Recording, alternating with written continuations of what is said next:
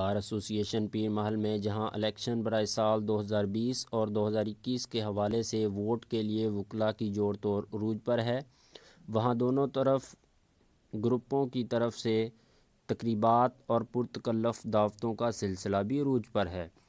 Grand alliance group کی جانب سے احاطہ کچہری میں لنچ کا اہتمام کیا گیا، جس میں تمام شرکاء کی بہترین کھانے کے ساتھ توازے کی گئی۔